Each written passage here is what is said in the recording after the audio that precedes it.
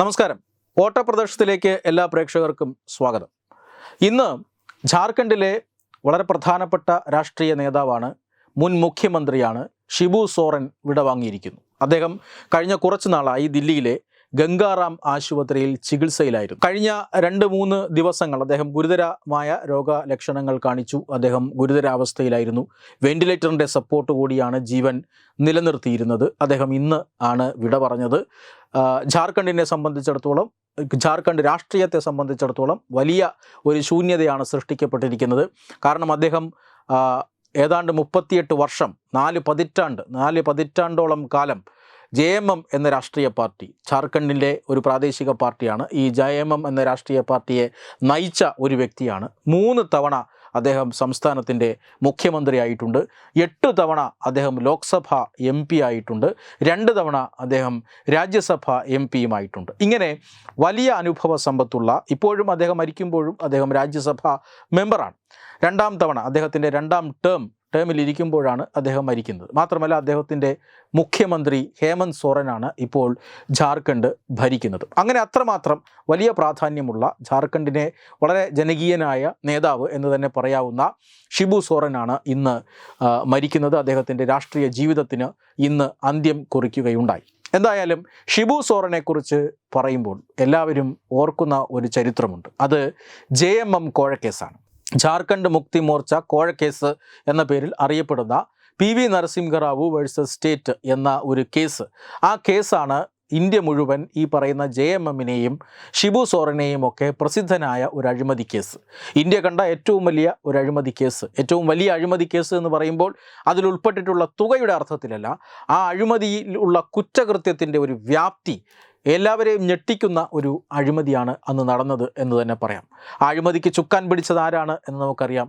കോൺഗ്രസ് ആണ്. കാരണം 1991 തെരഞ്ഞെടുപ്പിൽ കോൺഗ്രസ് ഏറ്റവും വലിയ ഒറ്റകക്ഷിയാകുന്നു. പക്ഷേ ഭൂരിപക്ഷമില്ല. ഇന്നത്തെ പോലെ മുന്നണി ഭരണമൊന്നും അന്ന് ചിന്തിച്ചു തുടങ്ങിയിട്ടില്ല. ആ സമയത്ത് 244 സീറ്റുകളോ മറ്റോ കോൺഗ്രസ്സിന് കിട്ടുന്നുണ്ട്. പക്ഷേ ഭൂരിപക്ഷം എന്ന നിലയിലേക്ക് എത്താൻ കഴിയുന്നില്ല. എങ്കിലും ചില ചെറിയ രാഷ്ട്രീയ പാർട്ടികൾ, ഈ പറയുന്ന പോലെ മുസ്ലിം ലീഗിൻ്റെയും CPIM-ൻ്റെയും ഒക്കെ പിന്തുണയോടുകൂടി കോൺഗ്രസ് സർക്കാർ ഉണ്ടാക്കുന്നു. അവിടെ PV നരസിംഹറാവു ഭാരതത്തിൻ്റെ പ്രധാനമന്ത്രിയായി വരുന്നു. നമുക്കറിയാം, ഭൂരിപക്ഷമില്ലാത്ത സർക്കാരാണ്. പലതരത്തിലുള്ള പ്രശ്നങ്ങൾ ഇടയിലുണ്ടാകാം. അവിശ്വാസ പ്രമേയങ്ങളൊക്കെ വരാം. പലർക്കും സർക്കാരിൽ വിശ്വാസം നഷ്ടപ്പെട്ടുവെന്ന് വരാം. അത് പ്രവചിച്ചതുപോലെ തന്നെ നടന്നു. 1993 അങ്ങനെ ഒരു അവിശ്വാസ പ്രമേയം വരുന്നു. സർക്കാരിനെ പിന്തുണയ്ക്കുന്ന കക്ഷികളുടെ എണ്ണവും MP-മാരുടെ എണ്ണവുമൊക്കെ ഇങ്ങനെ ഒരു അവിശ്വാസ പ്രമേയം വരുമ്പോൾ പാർട്ടികളിലെ ഈ രാഷ്ട്രീയ ചാണക്യന്മാർ കണക്ക് കൂട്ടുമല്ലോ. അങ്ങനെ കണക്ക് കൂട്ടുമ്പോൾ 14 MP-മാരുടെ കുറവ് ഈ അവിശ്വാസ പ്രമേയത്തെ ചെറുത്തു തോൽപ്പിക്കാൻ കോൺഗ്രസ്സിന് ആവശ്യമുണ്ട്. അതിന് കോൺഗ്രസ് നേടിയ, അല്ലെങ്കിൽ ആ കോൺഗ്രസ് തിരഞ്ഞെടുത്ത തന്ത്രം എന്ന് പറയുന്നത് MP-മാരെ കാശ് കൊടുത്ത് വാങ്ങുക എന്നുള്ളതായിരുന്നു. നോക്കണം, ഇപ്പോൾ പാർലമെൻറ്റിലിരുന്ന് ജനാധിപത്യത്തിനും മതേതരത്വത്തിനും ഒക്കെ വേണ്ടി വാദിക്കുന്നവർ, ഭരണഘടനയെ കൊച്ചു പുസ്തകമാക്കി പോക്കറ്റിനുള്ളിൽ ഇട്ടുകൊണ്ട് നടക്കുന്നവർ, എപ്പോഴും ഭരണഘടനയെ വീശിക്കാണിച്ച് നരേന്ദ്രമോദി ഭരണഘടനാ വിരുദ്ധനാണ് എന്ന് സ്ഥാപിക്കാൻ ശ്രമിക്കുന്നവർ ഭരണത്തിലിരുന്നപ്പോൾ കാട്ടിയതാണ് ഈ പറയാൻ പോകുന്ന കാര്യങ്ങൾ. അതായത് എല്ലാവർക്കും അറിയാവുന്ന കാര്യം തന്നെയാണ്.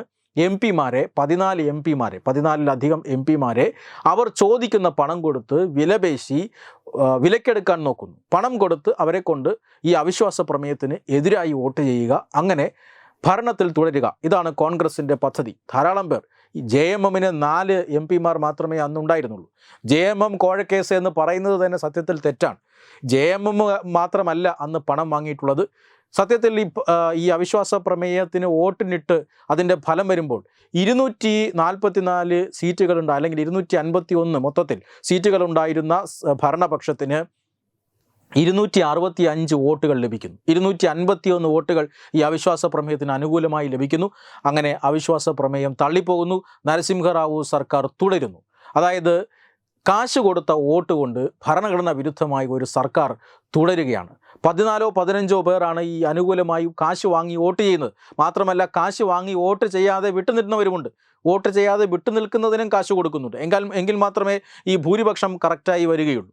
അങ്ങനെ ആ തെരഞ്ഞെടുപ്പിൽ കാശ് വാങ്ങി പാർലമെൻറ്റിൽ MP-മാരെ കൊണ്ട് വോട്ട് ചെയ്യിപ്പിക്കുന്നു, കാശ് കൊടുത്ത് വോട്ട് ചെയ്യിപ്പിക്കുന്നു.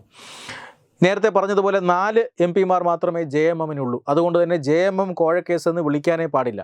ഒരുപാട് ആൾക്കാർ, പല രാഷ്ട്രീയ പാർട്ടികളിലും പെട്ട പല MP-മാരും ഇന്നും അറിയപ്പെടാത്ത അല്ലെങ്കിൽ ഇന്നും പുറത്തു പറയാത്ത പലവരും പണം വാങ്ങിയിട്ടുണ്ട്. CPM-ൻ്റെ പലർക്കും പണം വാഗ്ദാനം ചെയ്യപ്പെട്ടു എന്നൊക്കെ ഈ അടുത്ത കാലത്ത് വെളിപ്പെടുത്തലുകൾ വന്നതാണ്. അങ്ങനെ പണം വാങ്ങിയവർ, അല്ലെ ഞങ്ങൾ പണം വാങ്ങി എന്ന് പറഞ്ഞവർ JMM-കാർ മാത്രമായിരുന്നു. ഞങ്ങൾ പണം വാങ്ങി എന്നവർ തുറന്നു പറഞ്ഞു. എന്തുകൊണ്ട് വാങ്ങി, എന്തിനു വാങ്ങി എന്ന് ചോദിച്ചാൽ, പണം ഞങ്ങൾക്ക് അത്യാവശ്യമായിരുന്നു. ഞങ്ങൾ ആദിവാസികളാണ്, ഞങ്ങൾ വനവാസികളാണ്, ഞങ്ങൾ പിന്നോക്കക്കാരാണ്, ഞങ്ങൾ ദരിദ്രരാണ്. ഞങ്ങളുടെ മുന്നിൽ ഇത്രയും പണം വന്നപ്പോൾ ഞങ്ങളത് വാങ്ങി വോട്ട് ചെയ്തു. അതിനിപ്പോൾ എന്താ തെറ്റ് എന്നാണ് JMM-ൻ്റെ MP-മാർ ചോദിച്ചത്. അവർ അത് തുറന്നു പറയുകയും ചെയ്യുന്നു. പിന്നീട് കംപ്ലൈൻറ്റ് വരുന്നു, CBIക്ക് കേസ് വിടുന്നു, CBI അന്വേഷിക്കുന്നു. ഇവരെല്ലാം പണം വാങ്ങിയിട്ടുണ്ട്. അതായത് JMM-ൻ്റെ MP-മാരെല്ലാം അവർ തുറന്നു പറഞ്ഞല്ലോ. അതുകൊണ്ട് തന്നെ പണം വാങ്ങിയിട്ടുണ്ട് എന്ന് CBI കണ്ടെത്തുന്നു. അതിൽ കോഴ നടന്നിട്ടുണ്ട് എന്ന് സംശയലേശമന്യേ തെളിയുന്നു. പക്ഷേ നമ്മുടെ കോടതികളിൽ എത്തുമ്പോൾ ഈ കേസ് ചീറ്റിപ്പോകുന്നു. കോടതി കേസ് റദ്ദാക്കുന്നു. അതിൻ്റെ കാരണം MP-മാർക്ക് ചില പ്രത്യേക അവകാശങ്ങളൊക്കെ ഉണ്ടല്ലോ. പാർലമെൻറ്റിനുള്ളിൽ ചെയ്യുന്ന കുറ്റകൃത്യങ്ങൾക്ക് ഈ MP-മാരെ ആർക്കും പ്രോസിക്യൂട്ട് ചെയ്യാൻ കഴിയില്ല എന്നൊരു ഇമ്മ്യൂണിറ്റി അവർക്കുണ്ട്. അതായത് ഭരണഘടനയുടെ ആർട്ടിക്കിൾ 105(2), അതുപോലെ തന്നെ ഭരണഘടന ആർട്ടിക്കിൾ 194(2) ഈ വകുപ്പുകൾ അനുസരിച്ച് ഇവർക്ക് ചില ഇമ്മ്യൂണിറ്റീസ് ഉണ്ട്. ഈ ഇമ്മ്യൂണിറ്റീസ് യഥാർത്ഥത്തിൽ കൊടുത്തിരിക്കുന്നത് പാർലമെൻറ്റിനകത്ത് നിർഭയരായി സംസാരിക്കുവാനും പ്രവർത്തിക്കുവാനും വേണ്ടിയിട്ടാണ്, അല്ലാതെ കൈക്കൂലി വാങ്ങാനല്ല. പക്ഷേ നമ്മുടെ സുപ്രീം കോടതി അടക്കം ഈ പരിരക്ഷ ഇവർക്കുണ്ട് എന്ന് പറഞ്ഞുകൊണ്ട് ഈ കേസിനെ തള്ളിക്കളഞ്ഞു, ഈ കേസ് ഇല്ലാതാക്കി. അങ്ങനെ 1998 ഇന്ത്യയെ ഞെട്ടിച്ച ഒരു വിധി വരുന്നു. ഇങ്ങനെ പണം കൊടുത്ത് വോട്ട് ചെയ്യിക്കാം എന്ന ഒരു രീതി സുപ്രീം കോടതി വിധി പറഞ്ഞാൽ പിന്നെ അത് രാജ്യത്തെ നിയമമായി മാറുകയാണ്. അങ്ങനെ എത്ര അസംബന്ധമാണ്, അല്ലെങ്കിൽ എന്തുമാത്രം കൊള്ളരുതാത്ത കാര്യങ്ങളാണ് ആ കാലത്ത് നടന്നത് എന്നോർക്കുക.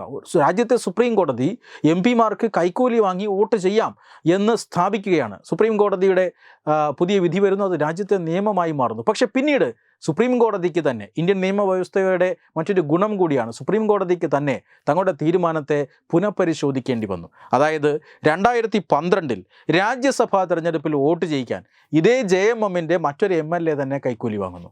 അവരും പറയുന്നു ഞങ്ങൾ വാങ്ങി, കാരണം സുപ്രീം കോടതിയുടെ വിധിയുണ്ട്, അത് കാരണം ഞങ്ങളെ ഒന്നും ചെയ്യാൻ പറ്റില്ല എന്നവർ പറയുന്നു. ഇങ്ങനെ ഒരു വിധി വരുന്നതോടുകൂടി ഈ കൈക്കൂലി വ്യാപകമാകാം എന്നൊരു അപകടം മനസ്സിലാക്കുന്നു. പല കേന്ദ്രങ്ങളും ഇതിൻ്റെ ഒരു അപകടം മനസ്സിലാക്കുന്നു. അങ്ങനെ സുപ്രീം കോടതി ഇത് വീണ്ടും റിവ്യൂ ചെയ്തതിന് ശേഷമാണ് ഏറ്റവും ഒടുവിലായി ഇങ്ങനെ വിധി വരുന്നത്. അതായത് കൈക്കൂലി വാങ്ങാനൊന്നും പറ്റില്ല, ഇത്തരത്തിലുള്ള ചില ഇമ്മ്യൂണിറ്റീസ് വച്ചിട്ടുള്ളത് നേരത്തെ പറഞ്ഞതുപോലെ നിർഭയരായി സംസാരിക്കാനും പ്രവർത്തിക്കാനും വേണ്ടിയാണ്, അല്ലാതെ നിയമവിരുദ്ധ പ്രവർത്തനങ്ങൾ ചെയ്യാനല്ല എന്ന് സുപ്രീം കോടതി വിധി പറയുന്നു. ഇങ്ങനെ ഒരു വലിയ കേസ്, അതായത് രാജ്യത്തെ ഞെട്ടിച്ച ഒരു കേസ്, നമ്മൾ തിരഞ്ഞെടുത്തു വിട്ട ജനപ്രതിനിധികൾ അവിടെ പോയി കാശ് വാങ്ങി അവരവരുടെ രാഷ്ട്രീയ പ്രത്യയശാസ്ത്രത്തെ പോലും അടിയറ വെച്ചുകൊണ്ട് എന്തൊക്കെയോ ചെയ്യുന്നു. അതിന് നിയമപ്രാബല്യം കിട്ടുന്നു, സുപ്രീം കോടതിയുടെ വിധി പോലും അനുകൂലമാകുന്നു. പക്ഷേ പിന്നീട് സുപ്രീം കോടതി തന്നെ ആ തെറ്റ് തിരുത്തുന്നു. ഇങ്ങനെ ചരിത്രത്തിൽ വലിയ പ്രാധാന്യമുള്ള ഒരു കേസ്, ആ കേസ് പരിഗണിക്കുമ്പോൾ നമ്മൾ എപ്പോഴും ഓർക്കുന്ന നേതാവ് കൂടിയാണ് JMM. നേരത്തെ പറഞ്ഞതുപോലെ JMM-നെയോ ഷിബു സോറനെയോ മാത്രം ഈ കേസിൽ പറഞ്ഞാൽ പറ്റില്ല. കാശ് വാങ്ങിയ പലരും ഇപ്പോഴും പല കേമന്മാരുമുണ്ട്. തുറന്നു പറഞ്ഞവർ JMM മാത്രമാണ്. പക്ഷേ അതൊരു വലിയ തെറ്റായിരുന്നു എന്ന് നമ്മുടെ നീതിന്യായ വ്യവസ്ഥ പോലും ഇപ്പോൾ മനസ്സിലാക്കുന്നു എന്നുള്ളതാണ് ഏറ്റവും പ്രധാനപ്പെട്ട കാര്യം. അടിയന്തരാവസ്ഥ കഴിഞ്ഞാൽ ഏറ്റവും കറുത്ത, അല്ലെങ്കിൽ ഏറ്റവും ഗൗരവമേറിയ കറുത്ത ചിഹ്നങ്ങൾ ഇന്ത്യൻ ജനാധിപത്യത്തിലുണ്ട് എങ്കിൽ തീർച്ചയായും ഈ ക്യാഷ് വാങ്ങി വീണ്ടും 3-4 വർഷം ആ സർക്കാർ തുടർന്നു. അതായത് MP-മാർക്ക് കൈക്കൂലി കൊടുത്ത്, കോഴ കൊടുത്ത് അവരുടെ വോട്ട് വിലയ്ക്ക് വാങ്ങി ഒരു സർക്കാർ തുടർന്നു എന്ന് പറഞ്ഞാൽ ഭരണഘടനയെ കൊല്ലുന്നതിന് തുല്യമാണ്. ഇന്ന് ഭരണഘടന വീശി കാണിക്കുന്നവരാണ് അന്ന് ഈ ക്രൂരകൃത്യം ചെയ്തത്. അതുകൊണ്ട് അടിയന്തരാവസ്ഥ മാത്രമല്ല, ഈ പറയുന്ന കോഴക്കേസ് പോലും ഭരണഘടനയെ കൊന്നു തിന്ന കോൺഗ്രസ്സുകാരുടെ യഥാർത്ഥ മുഖം വെളിച്ചത്തേക്ക് കാണിക്കുന്നതാണ്. വെബ് ഡെസ്ക് തത്തുമൈ ന്യൂസ്. ഭാരതത്തിലെ അതിപ്രശസ്തമായ ക്ഷേത്രങ്ങളിലേക്ക് മലയാളം ന്യൂസ് നെറ്റ്വർക്ക് സംഘടിപ്പിക്കുന്ന ആധ്യാത്മിക യാത്രകൾ. പ്രമുഖ ട്രാവൽ ഏജൻസിയായ യാത്രാനന്ദയുമായി ചേർന്ന് മലയാളം ന്യൂസ് നെറ്റ്വർക്ക് ഒരുക്കുന്ന യാത്രയിൽ ചുരുങ്ങിയ നിരക്കിൽ നിങ്ങൾക്കും പങ്കാളികളാകാം. ഭാരതത്തിലെ പ്രമുഖ ശക്തിപീഠമായ അസമിലെ കാമാഖ്യ ക്ഷേത്രത്തിലേക്കാണ് ആദ്യ യാത്ര. കാമരൂപമെന്ന് കാളിദാസനും പ്രാഗ്ജ്യോതിഷപുരമെന്ന വ്യാസനും വിളിച്ച അതിമനോഹരമായ സംസ്ഥാനമാണ് അസം. സമമായി മറ്റൊന്നില്ല എന്നാണ് അസമിന്റെ അർത്ഥം. ബ്രഹ്മപുത്ര നദിയും ഹിമാലയവും ദൃശ്യചാരുത കൊണ്ട് അനുഗ്രഹിച്ച അസമിലെ കാമാഖ്യ ഇന്ത്യയിലെ തന്നെ ഏറ്റവും പ്രധാനപ്പെട്ട കാളി ക്ഷേത്രങ്ങളിലൊന്നാണ്.